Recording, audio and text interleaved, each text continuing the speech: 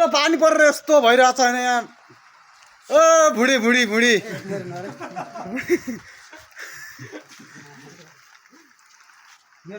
पानी बबाल परिरहेछ हैन त्यो बनाउने कुरा हैन यो पछि पैसा आउँछ कि छोडिदिने 1000 रुपैयाँ दिन्छ 1000 रुपैयाँ दिन्छु के म पछि फेसबुक मोनिटाइजेसन भयो भने केटाहरूले लाइक गरिदियो भने यस्ता यस्ता मान्छेहरूले नियत त छैन मेरो त्यस्तो हैन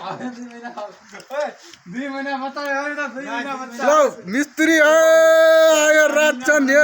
यस्तो पानी परिरहेछ हैन देख्न सक्नुहुन्छ तपाईहरुले बाजे ए बाजे